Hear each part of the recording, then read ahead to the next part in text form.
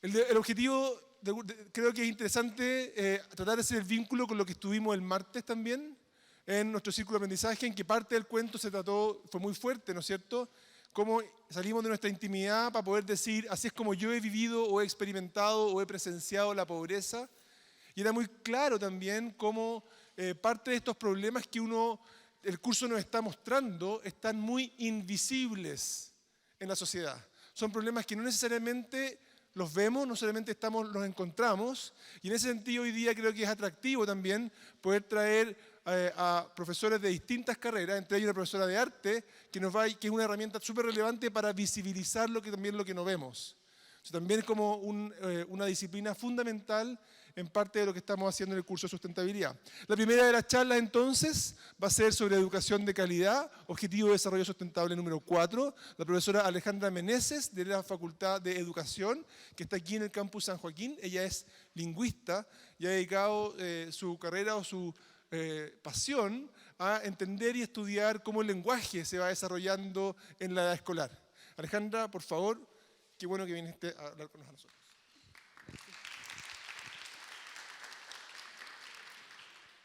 Bueno, hola a todos y todas. Estoy muy contenta de poder estar hoy día acá para compartir algunas ideas sobre educación de calidad y espero que podamos entonces en estos 40 minutos poder compartir esas ideas y reflexionar después en los círculos de aprendizaje. Entonces, lo primero que quiero compartir con ustedes es hoy, ¿dónde estamos hoy?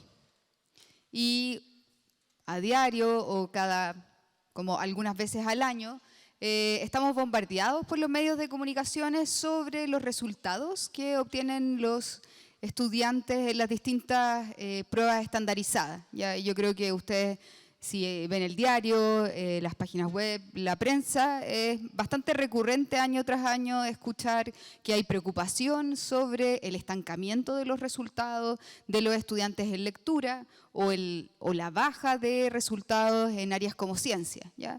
Y esto es solo para ver dónde estamos hoy. Todas las pruebas estandarizadas y también la que los profesores van generando para poder monitorear los aprendizajes de los estudiantes son siempre instrumentos que nos informan de algo. Pero la idea es que podamos ver qué es lo que nos preocupa como sociedad y cuál es el marco de esa educación de calidad a la cual queremos avanzar. Si nosotros miramos algunos de los resultados de cuarto básico, vamos a ver, y esto reportado por la Agencia de la Calidad en Educación, vamos a ver que principalmente hay algo que se mantiene en el tiempo, que hay brechas o diferencias entre el desempeño que tienen los niños y las niñas en el ámbito de la lectura, ¿ya? Y vemos también lo que dice ahí la prensa, que hay un estancamiento, hay diferencias. Otra cosa que nos reportan esas mismas evaluaciones estandarizadas es que hay diferencias significativas según el GCE, el grupo socioeconómico de la escuela a la que asisten esos niños, ¿ya? Si bien hay avance, podemos sacar algunas conclusiones. Hay estancamiento, hay diferencias significativas por género y hay diferencias según el GCE al cual asisten los estudiantes, ¿ya? Y ese patrón más o menos se repite tanto en cuarto como en octavo básico. ¿Sí? ¿Qué otra información recibimos sobre la educación o el hoy de nuestro país en educación?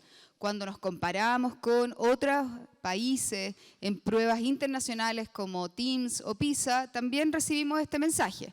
¿Dónde está Chile? Ahí está Chile. Está muy lejos de Singapur, está muy lejos de Corea y de otros países. Si nos comparamos en la prueba Peirce, que es una prueba para cuarto básico en términos de lectura, de textos literarios y no literarios, también recibimos ese mensaje, ya ahí no estamos tan lejos. Pero en el fondo, el hoy nos dice que hay mucho todavía por hacer y tal vez los temas más preocupantes son las diferencias que hay entre niños y niñas y entre estudiantes según el GCE del colegio al cual ellos asisten. ¿Qué pasa con el mañana entonces? Y aquí viene, ¿verdad?, lo que hoy día nos convoca, nuestro objetivo número 4, y hablamos de la Agenda del 2030, que nos plantea, ¿verdad?, todos estos objetivos que ustedes están revisando en las distintas charlas, y hoy día específicamente yo me voy a concentrar en ese, educación de calidad. ¿Y qué es a qué nos convoca, a qué nos invita?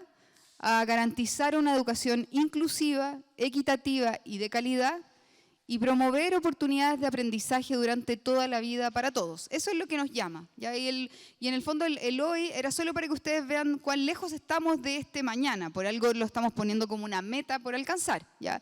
Con todo lo cuestionable que es cómo vamos a definir calidad, cómo vamos a definir equidad, porque son todos conceptos muy amplios. Pero nos pone un horizonte que nos indica que todavía nos falta y que nos tenemos que mover hacia esta educación de calidad para todos. Y entonces, ¿qué es lo que plantea la UNESCO? Dice que embarcarse en el camino del desarrollo sostenible requerirá una transformación profunda de nuestra forma de pensar y actuar. ¿Ya? Entonces también aquí empiezan a movilizarse cómo vamos a entender esta educación de calidad. No es solo tener buenos resultados, sino que también nos demanda nuevas pedagogías, nuevas formas de aprender en las salas de clase. Y de hecho nos dice aún más, nos interpela más profundamente, que lo que se requiere es que los individuos deben convertirse en agentes de cambio. ¿Ya? Y esto, por lo tanto, si lo tomamos en serio, empieza a remecer nuestras salas de clase. ¿Qué significa? Que cada uno de los estudiantes que está en el sistema escolar es un agente de cambio. Y entonces, si lo pensamos de alguna manera, y lo propone también la UNESCO, dice que este objetivo, el número 4, es el pilar, es el fundamento para todos los otros, porque nos va a demandar estas nuevas formas de pensar y de actuar, la manera en que nos relacionamos con nosotros, con el medio ambiente, la manera en que vamos generando una sociedad más justa, en el cual vamos generando oportunidades de aprendizaje para todos y todas. Entonces la pregunta, y aquí yo quiero preguntarle a ustedes, y por eso vamos a hacer la actividad de Mentimeter, yo sé que ya ustedes son expertos, quiero que ustedes en la 9 palabras pongan cuáles son para ustedes un catalizador de una educación de calidad.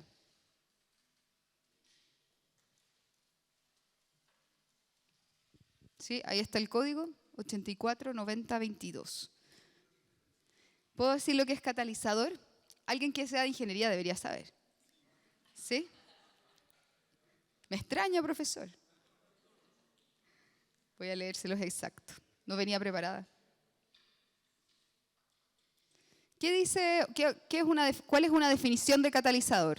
Dicho de una sustancia que en pequeña cantidad incrementa la velocidad de una reacción química. ¿Ya? Entonces, esa es mi pregunta, porque está claro que tenemos que avanzar en calidad y en equidad. Ahora la pregunta es, ¿qué necesitamos para que ese cambio se dé? Ya como que no queremos más diagnósticos, lo sabemos. Necesitamos entonces ahora actuar.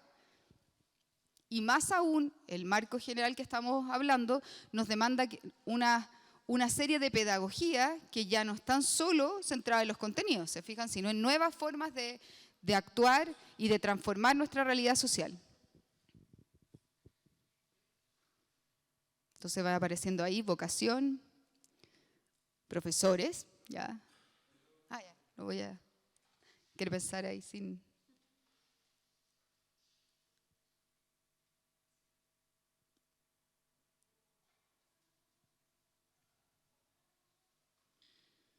¿24 personas? Yo creo que somos más todavía.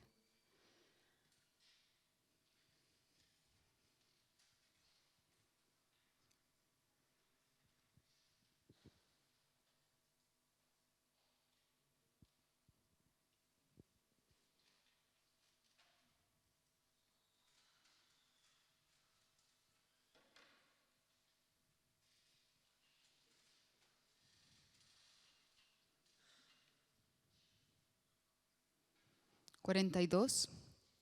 Yo creo que somos más.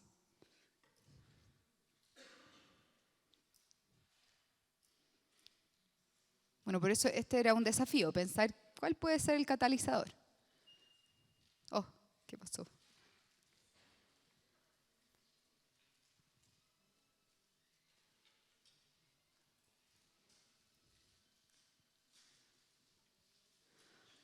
Ok.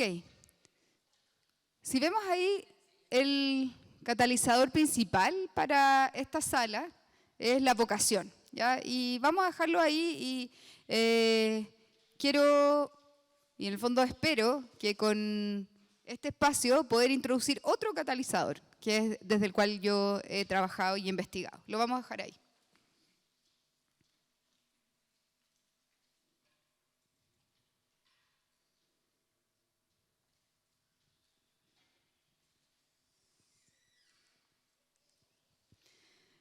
Entonces, como les comentaba antes, la Agenda Común 2030 también nos demanda nuevas pedagogías para promover este desarrollo sostenible, ¿ya? Y eso principalmente se ve expresado acá cuando se señala que la EDC se enfoca en empoderar y motivar a los alumnos a volverse ciudadanos sostenibles y activos, capaces de pensar críticamente y de participar en la formación de un futuro sostenible.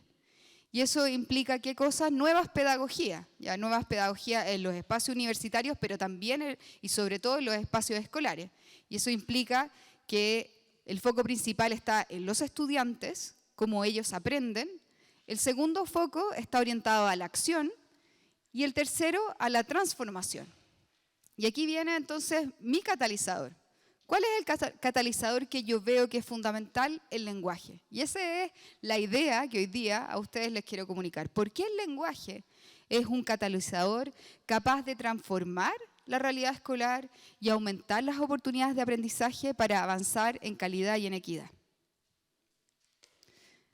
Aquí vamos a ver una escritura. María, cuarto básico, estamos en una clase de ciencias naturales y le pedimos explica científicamente cómo se mueve el antebrazo hacia el brazo. ¿Ya?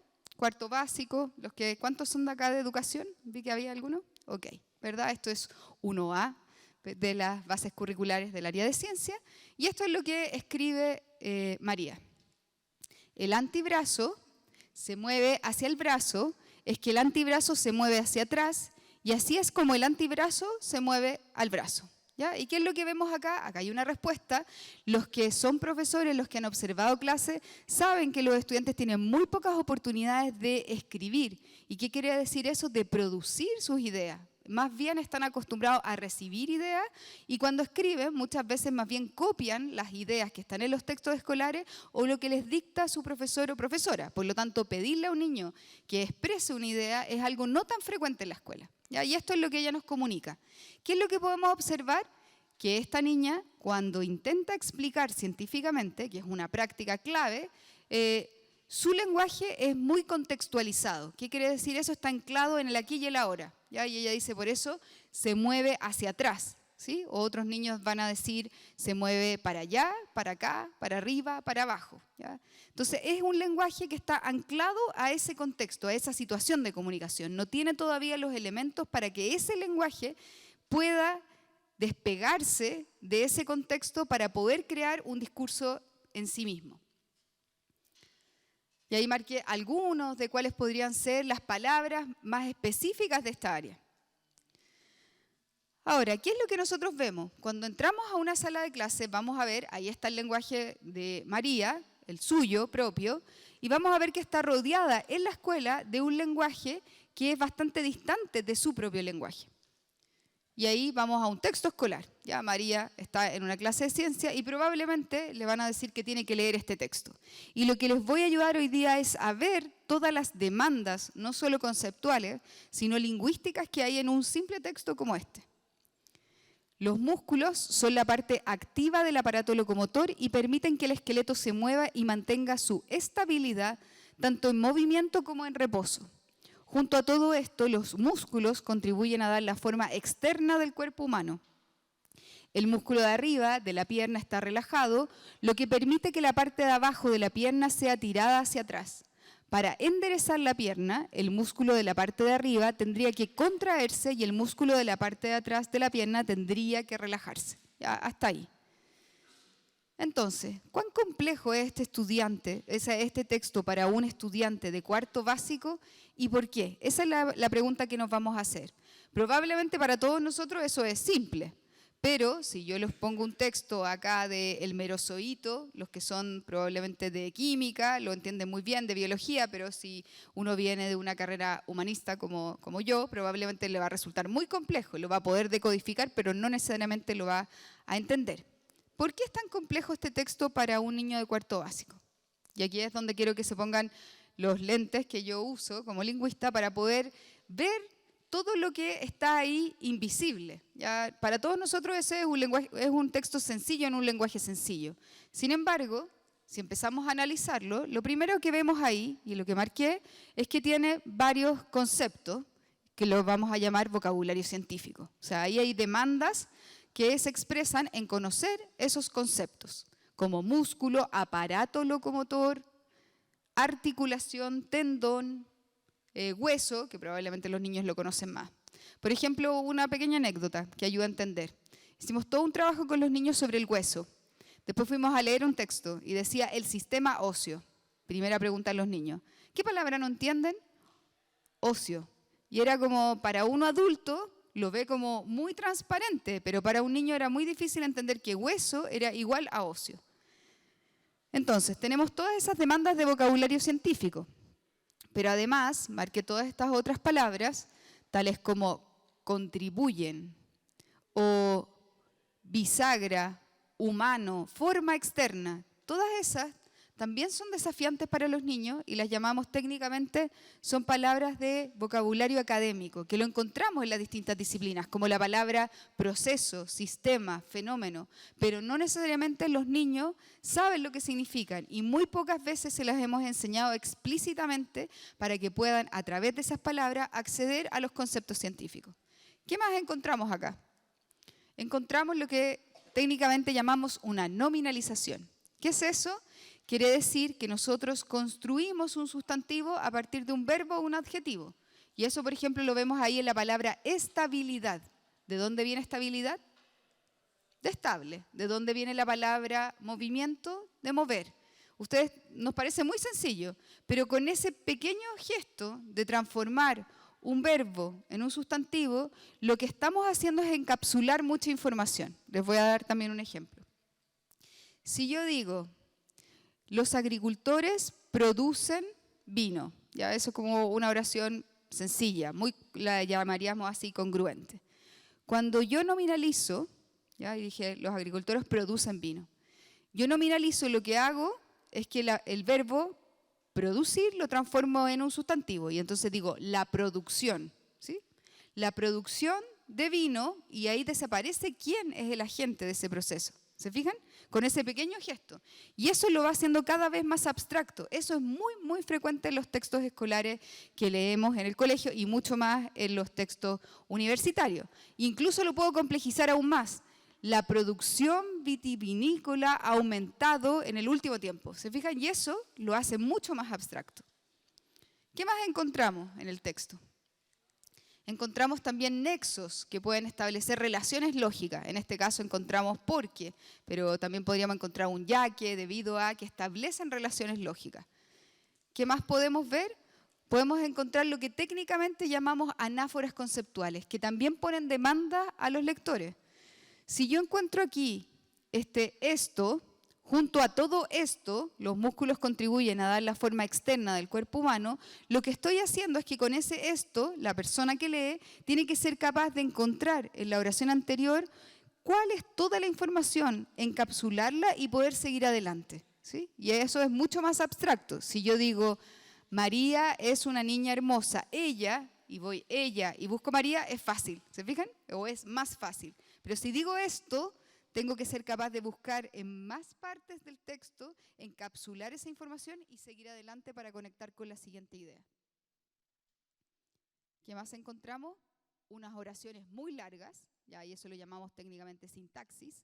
¿Qué es lo que tiene que hacer ahí un niño? Tiene que leer y tiene que ser capaz de seguir todos los verbos que hay ahí. Ahí, imagínense, hay una oración de 26 palabras, es larguísima. Los músculos son la parte activa del aparato locomotor y permiten que el esqueleto se mueva y mantenga su estabilidad tanto en el movimiento como en el reposo. Ahí se dan todos esos fenómenos que he dicho juntos en una oración muy larga. Por lo tanto, ¿qué podemos concluir? que los textos escolares, los discursos propios de la escuela son más desafiantes para los niños, ¿ya? ¿Por qué? Porque son más densos, tratan temas que son más abstractos, son más distantes, en general no nos incluimos ahí, enseñamos a que en esos discursos no incluyo, no digo yo, sino que estoy siempre presente, pero yo no tengo que aparecer como palabra. Todo eso lo hace ser un discurso más demandante, distinto al lenguaje cotidiano con el cual interactuamos todos los días y con los que los niños están acostumbrados desde sus hogares. Por lo tanto, si lo tenemos que poner como en una relación, diríamos que ahí está el lenguaje cotidiano, el antebrazo se mueve hacia atrás, ese lenguaje que depende del contexto, y por allá está ese texto con su lenguaje académico o su lenguaje propio de la escuela. Por lo tanto, hay una distancia entre esos dos lenguajes. ¿Qué sabemos en términos del desarrollo del lenguaje? En general tenemos mucha más conciencia que los niños a través de la escolaridad van aprendiendo distintas prácticas de alfabetización o de literacidad. O sea, los niños aprenden a leer y escribir y aprenden a decodificar primero, ¿verdad?, letras y aprenden a codificar. Y sabemos que en algún minuto los niños aprenden a comprender textos y a producir textos. Pero pocas veces hemos mirado esos procesos en relación, o esos procesos y esas prácticas en relación con los lenguajes que acompañan esos procesos. Y aquí en esta representación, Fang nos hace notar que en realidad el lenguaje sigue desarrollándose a través de la escolaridad. No es que yo solo aprendí el lenguaje en mi casa y llego a la escuela y punto, sino que el lenguaje sigue desarrollándose en los distintos contextos comunicativos en los que participamos. Por lo tanto, es muy importante que la escuela se haga cargo de enseñar explícitamente estos lenguajes, porque dan posibilidad de acceso al conocimiento y capacidad de empoderar a los niños para la producción de conocimiento. ¿Y eso qué quiere decir? Que el lenguaje, y en términos de Fang dice, el lenguaje se va volviendo más abstracto. Yo diría son los temas que se vuelven más abstractos con un lenguaje que además es poco frecuente o muy distante de nuestro lenguaje cotidiano y que además se da en una serie de prácticas disciplinares. Es muy distinto, y ustedes lo viven a diario aquí en la universidad, escribir un informe científico que escribir un cuento, o es muy distinto escribir una noticia que escribir un ensayo. Se fijan, cada disciplina y cada espacio de comunicación va generando modos particulares de comunicar nuestras ideas, ¿ya? Y eso pone también desafío a las distintas comunidades. ¿Cómo lo vemos esto en concreto? Yo en una investigación estuve viendo cómo los niños definían, ¿ya? Entonces, algo muy sencillo, pedirle a alguien que defina. Fíjense así lo hace un niño de cuarto básico. Un animal grande y rápido. Todos los niños tenían que conocer el significado de ese estímulo. Ya no era ver el significado de las palabras, sino cómo definían. En quinto básico es un animal manso, tiene 4 patas. En sexto es un animal herbívoro utilizado para movilizarse. ¿Se fijan que ahí hay un salto en ese desarrollo? Animal cuadrúpedo herbívoro que se usa como transporte, ya sea en carretas o sillas de montar. Lo vamos viendo, o sea, los niños en general cuando les pedimos definir un caballo, saben categorizar, saben qué es animal, saben que tienen que dar unas especificaciones, pero es bien distinto en términos de lenguaje decir cuadrúpedo, que tiene 4 patas. ¿Se fijan? Y al decir cuadrúpedo lo vuelve mucho más compacto y a la vez más abstracto. Y en octavo ahí sigue ese mismo patrón. Si yo le pido a esos mismos niños definir un sustantivo abstracto, fíjense que la tarea se vuelve mucho más compleja. Tienden a definir desde su experiencia. Miedo, arañas. Cuando te asusta algo. ¿Se fijan eso? Es cuándo, es cómo, es porque alude a la experiencia. Y eso es muy válido. Solo que tenemos que darnos cuenta que cuando le pedimos a los niños define algo, tenemos que haberle enseñado qué significa definir. En sexto, el miedo es un sentimiento que puedes tener como no me atrevo, ¿ya? Pero se fijan que ahí también podemos nosotros identificar que en sexto básico pasa algo en términos también del desarrollo, ya pueden categorizar y pueden compactar más información. Fíjense ahí en octavo, sentimiento producido a la respuesta a lo desconocido o algo alterante o a un peligro imprevisto o desconocido. ¿Sí? Entonces, ¿qué es este lenguaje académico o lenguaje propio de la escuela en cuanto a un registro distinto del cotidiano? Aquí es bien importante que lo veamos no como más válido, sino que lo que necesitamos tomar conciencia es que la escuela usa este tipo de lenguaje y por lo tanto los profesores y todos los que estamos vinculados con el sistema escolar tenemos que tomar conciencia de la importancia de enseñar explícitamente este lenguaje. ¿Para qué? Para dar una mayor posibilidad de flexibilidad retórica, para que los niños puedan tener la posibilidad de construir los discursos con ese lenguaje, poder entenderlos, porque si no se vuelven muy desafiantes y muy complejos para ellos. Entonces, ¿a qué me he dedicado a estudiar en los últimos años? Principalmente a tratar de entender cómo es este lenguaje que atraviesa las distintas disciplinas. Y a eso lo llamamos lenguaje académico transdisciplinar, algo que está ahí como atravesando las distintas disciplinas, pero que obviamente se concreta en cada una. ¿Cómo lo hemos definido? Y aquí muy sencillamente como esas habilidades que aparecen, habilidades clave, a través de las distintas disciplinas y que responden a estos recursos léxico-gramaticales, discursivos, que son frecuentes en los textos académicos escolares, pero que son poco frecuentes en las interacciones cotidianas. ¿Qué hicimos? Operacionalizamos esto y tratamos de entender cómo se va desarrollando este lenguaje. Construimos un instrumento y nuestro instrumento, por ejemplo, nos permite saber, un niño de quinto básico, ¿sabe lo que es asimismo como conector? Porque asimismo es un conector lógico de adición que aparece muy frecuente en los textos de historia, de ciencia, pero ¿sabemos si un niño sabe lo que es? Ya, cuando uno lo trabaja va a ver que gran parte de los niños hasta octavo básico no lo conocen. Lo que te dicen las teorías de lectura es que ese tipo de partículas están ahí para apoyar a los niños en su comprensión. Pero claro, se les olvida una cosa, siempre y cuando sepan qué es lo que hacen ahí. Porque si no lo conocen, no le ayuda. ¿Ya? Y cuando tú le preguntas a un niño qué es a sí mismo, él te va a decir, para mí mismo. ¿Ya? Porque eso es lo que él ha construido desde su experiencia. En cambio, a sí mismo significa, es sinónimo, digámoslo así, de además. ¿Se fijan? Y así. Entonces nosotros construimos ese instrumento para saber, los niños conocen los conectores más frecuentes de los textos, por ejemplo, son capaces de resolver estas anáforas conceptuales cuando dice este fenómeno, ¿saben a qué se refieren y pueden encontrar en la oración anterior? Son capaces de ordenar lógicamente un texto que está desordenado, son capaces de entender términos como cita, cuando lo usamos en historia, ¿sí? Como cita algo. Los niños obviamente lo que te van a decir es llamar al apoderado, ¿sí? ¿Se fijan? Entonces lo que nos muestra eso es que el lenguaje es totalmente contextual y que las definiciones que vamos construyendo y los significados dependen de esos contextos. Y cuando nosotros entramos al contexto escolar y hablamos en este lenguaje propio de la escuela, los adultos hemos pensado que los niños saben todo eso y no se los hemos enseñado explícitamente. ¿Qué sabemos? Nosotros evaluamos a 810 niños chilenos de distintos colegios y ¿qué sabemos hoy día?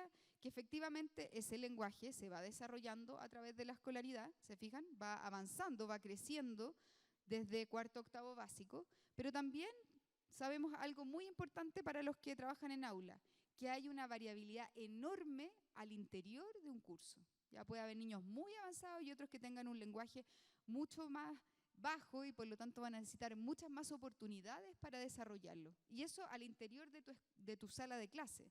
O sea, uno lo espera más entre cursos, pero no tanto al interior de tu sala de clase. ¿Qué otra cosa sabemos? Aquí vimos también qué pasaba con cada una de esas tareas. Hay un patrón similar. No es que una tarea es mucho más alta que otra, sino que más bien todas les ponen desafíos a los niños a lo largo entre cuarto y octavo básico. ¿Qué más sabemos sobre estas brechas, sobre la desigualdad? ¿Ya? Nosotros trabajamos con 3 colegios distintos GCE, bajo, medio, alto, y ¿qué encontramos? Algo que también se encuentra en otras, haciendo otras mediciones, que hay diferencias significativas entre colegios. Pero aquí quiero que observen algo, y lo marqué. Lo que es muy preocupante es que un niño de GCE bajo, de octavo básico, tiene un puntaje similar a un niño de cuarto básico de una escuela de GC alto. ¿Lo vemos? O sea, es muy grande esa diferencia. ¿Ya? ¿Cuál es la buena noticia? Que todos los niños avanzan. Se fijan que el patrón es el mismo en todos los colegios. Quiere decir que la escuela está haciendo algo, pero los puntos de partida son muy distintos, ¿ya? Y los podríamos leer en términos de capital lingüístico, es decir, tienen mucha más experiencia en sus casas, a lo mejor de conversaciones, de posibilidades de desarrollar sus ideas a través de la oralidad. Entonces eso también nos pone desafíos de cómo vamos a convertir nuestra sala de clase en un lugar donde damos la palabra a los niños y los dejamos tomar la palabra, porque es muy difícil desarrollar el lenguaje si yo no hablo, ¿ya? En otro estudio estuve analizando niños pequeños y muchas veces, por ejemplo, las participaciones orales que dan los profesores es ni siquiera una palabra, es como una sílaba, y estaban felices, no sé si lo han escuchado, felices, ni siquiera pueden los niños decir una idea. Entonces, fíjense lo importante que es darle la palabra a los niños para que ellos puedan desarrollar sus ideas como un catalizador de lo que estábamos diciendo antes de la calidad y de la equidad. Entonces, ¿cómo avanzamos en términos de equidad? ¿Qué es lo que hicimos nosotros? Acá está María, ya leímos lo que escribía, ¿verdad? Al inicio.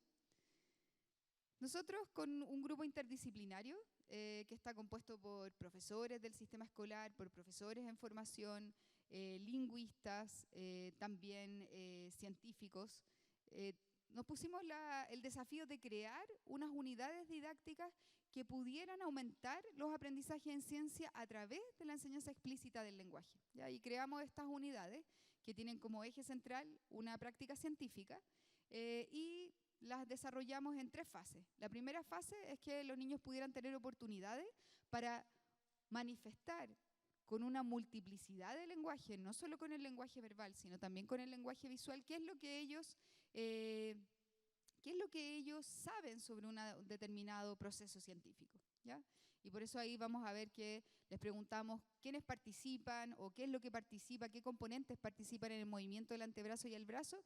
Y si ustedes se fijan ahí en la primera actividad, hay un contorno y ellos tienen que dibujar todo lo que ellos saben. Después avanzamos a que ellos observen una disección de ala de pollo para poder observar aquello que no conocen. Y tercero, cerramos con la lectura de un texto. Pero se fijan ahí, bien importante por el tema del acceso. Cerramos con la lectura, no partimos con la lectura. Una vez que ellos han podido, qué sé yo, qué es lo que vi en el video, y entonces formalizo y consolido con esa lectura. Después avanzamos en la segunda fase a invitar a los niños a construir ese razonamiento científico donde es fundamental las relaciones entre causa y efecto. Los niños en general tienden a describir, ¿ya? ¿Cómo se mueve el antebrazo hacia el brazo? Porque hay un hueso y hay un músculo, ¿ya? Pero el por qué, el poder realmente manifestar la causa es complejo y por lo tanto tienes que crear actividades de indagación, y ahí ellos construyeron un modelo con material concreto, unos cartones, una cinta, tenían que ver por qué cada uno de esos materiales representa los componentes, ponerlos en funcionamiento para poder ver los efectos y después pasar a escribir eso. Y finalmente leen.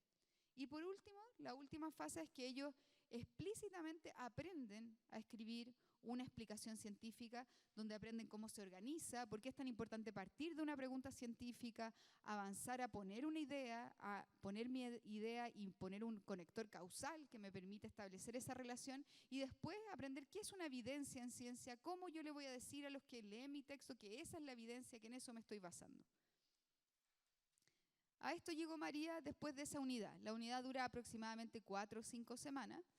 Y esto es lo que ella produjo al final. Y dice, el antebrazo se mueve hacia el brazo, debido a que el antebrazo se mueve hacia el brazo, porque hay 2 músculos, el 1 y el 2. Y cuando doblamos, el músculo 1 se contrae y el 2 se relaja.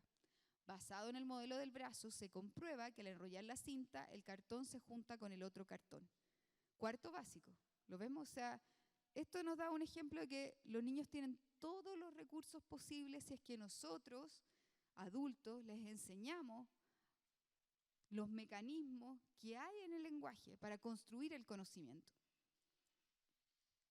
Aquí era lo que ella dibujó al inicio. ¿Se acuerdan que les dije que al inicio ellos tienen que dibujar cuáles son los componentes que participan? ¿Ya? Y ahí ella puso hueso y puso sangre. ¿Lo ven? Y puso ahí, los huesos se mueven con unas tiras de sangre. Esa era su idea, la idea que ella tenía. Fíjense al final, a lo que llega. ¿Quiénes son de biología? Levanten la mano. Ok, ¿se fijan? Pone los huesos, hueso. Pone aquí el músculo, muy importante que lo pone tocando a los 2 huesos. Pone el tendón, el ligamento. Es decir, entiende cuáles son los componentes de cada sistema y cómo están conectados unos con otros. Y ahí es la comparación, lo que hacía al inicio y lo que es capaz de hacer al final. ¿Qué es lo que dice ella? cuando yo le pregunto. Ahora, miremos un poco también lo que tú decías antes. Esto es lo que tú pensabas que eran los componentes que participaban en el movimiento. Y esto es lo que piensas al final. ¿Qué piensas de tu avance? Que aprendí más porque antes pensaba la sangre y ya nada más. Y los huesos, pero ahora sé que hay ligamentos, músculo 1 y músculo 2, los tendones, pero el hueso ya lo sabía desde chica. Ya, o sea, el hueso tú lo sabías. Ya. Pero mira aquí, ¿cuál era tu idea inicial? Mira, lee ahí. Los huesos se mueven en uno, tiran de sangre. Con unas tiras de sangre. O sea, que yo no sabía tanto, pero ahora me di cuenta que aprendí mucho con ustedes porque saber que tenía tendones, ligamentos y sus nombres fue magnífico, me enseñó más. ¿Se fijan? Ella Ahora, dice, miremos un poco también lo que... fue magnífico. Ahora, ¿qué pasa cuando María pasa a la unidad 2? Fíjense, acá es la nueva unidad, ahora preguntamos, explica científicamente cómo cambia una materia de estado sólido a líquido. Ella ya se acuerda cómo construir, pero todavía no sabe, no tiene todo el conocimiento de esa unidad. Entonces dice, un material de estado sólido cambia a líquido porque, debido a que se puede evaporar. Sabe que tiene que poner ahí los conectores, pero no tiene todavía mucha idea y pone ahí algo. Pero miren cuánto avanza hacia el final. Dice, una materia cambia de estado sólido a líquido debido a que el cuerpo A, que está a mayor temperatura, transfiere calor al cuerpo B, que está a menor temperatura. Basado en el experimento del derretimiento del hielo, se muestra que al entrar en contacto el hielo, menor temperatura, con el agua caliente, mayor temperatura, ésta le transfiere calor al hielo, causando que cambiara de estado sólido a líquido. Y aquí vuelvo a decirle lo que les decía antes, cuarto básico de una escuela de GCE medio bajo. Esta niña no es una niña de escasos recursos, ¿lo vemos? O sea, tiene todo ese potencial.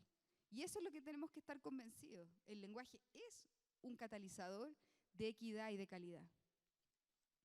¿Qué dice después cuando les preguntamos, ¿y qué es una explicación científica? Es la respuesta a una pregunta científica que tiene un proceso y un evento, una idea principal, un marcador de fuente y la evidencia. Es decir, ella ahora tiene un metalenguaje, sabe lo que está haciendo, no lo hace casualmente. Y después cuando le preguntamos si cambió, ella dice, sí, cambió de la primera a la última porque yo decía que el antebrazo se movía hacia atrás, pero en la última yo decía que era el músculo 1 que se contrae y el otro se relajaba. Y supe escribir un marcador de fuente y una evidencia. Supe que había más componentes en mi brazo, como ligamento, tendones y músculos, que había dos músculos, que uno se contraía y otro se relajaba. ¿Qué les marqué ahí? Todas esas veces que dice yo supe, yo sabía. Es decir, son marcas de alguien que está empoderándose. ¿Lo vemos? O sea, ella sabe hoy día, ella te puede decir, y en la entrevista más larga te dice, yo sé cómo hablan los científicos, y yo puedo hablar como científico. Y yo sé que yo antes pensaba que hablaban cortito, pero ahora me doy cuenta que es mucho más largo y usan las palabras como debido a, ya que, para mostrar cómo las ideas se relacionan. Es decir, ella ve algo que antes no veía, y alguien se lo enseñó. Estos son solo como algunas imágenes para que vean los niños. Después los niños vinieron también a un taller de verano trabajando científicamente, para que vean también el nivel de involucramiento. El lenguaje, mucha gente nos pregunta, cuando hicieron esta unidad, ¿ustedes pensaban que motivar a los niños? Y no era nuestro objetivo principal. Nuestro objetivo principal era que aprendieran ciencia y lenguaje. ¿Qué es lo que vimos? Que al enseñarles ese lenguaje, que ese lenguaje era tan oscuro, desconocido, como algo como chino, cuando los niños empiezan a entenderlo, empiezan a motivarse, porque ya es un lenguaje del que ellos son parte, ellos están construyendo con ese lenguaje. Entonces, para ir terminando, vamos a saltar esa y quiero que vuelvan a lo de los catalizadores. ¿Qué piensan ahora? Piensen que aquí estaba el principal era vocación.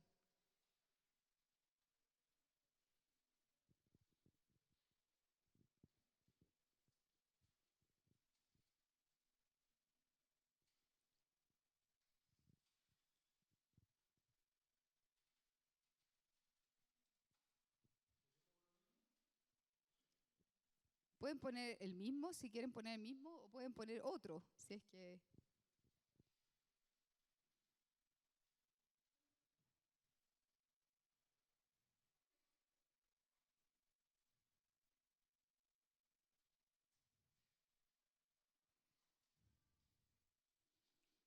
Lo vamos a dejar ahí mientras tanto.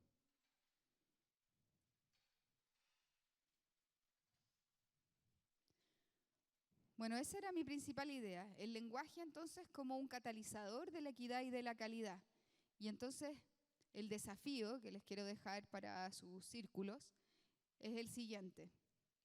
¿De qué modo ustedes pueden facilitar una educación equitativa y de calidad que empodera a las personas para promover un desarrollo sostenible? O sea, ¿cómo pueden hacerlo ustedes? Porque ese objetivo no es solo para profesores, es para todos. ¿Y qué rol va a jugar el lenguaje en esta capacidad de promover una educación de calidad y de equidad? Entonces, la educación puede y debe contribuir a una nueva visión del desarrollo mundial sostenible. Bueno, ahí los agradecimientos a todos los equipos. Y vamos a terminar entonces viendo qué es lo que... Ok. Eso. Ojalá puedan reflexionar sobre eso. ¿Qué rol tiene el lenguaje y los lenguajes en la calidad y en la equidad? Muchas gracias. ¿No?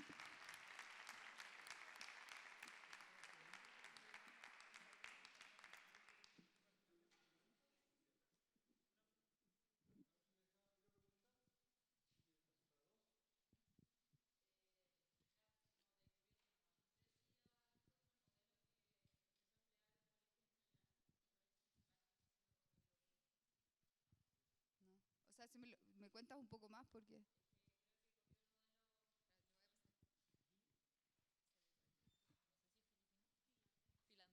Finlandés, pues. Que un colegio en Chillán copió el modelo de Finlandia, que se supone que es una de las mejores educaciones del mundo, y quería saber si se ligaba también como a esto, porque onda, en el tema del SIM se fue como el mejor puntaje, creo que casi nacional, y solo por implementar algo distinto que como que no era como del Mineduc, por decirlo así. Entonces no sé si se liga con esto del lenguaje en todas las áreas que abordó y que...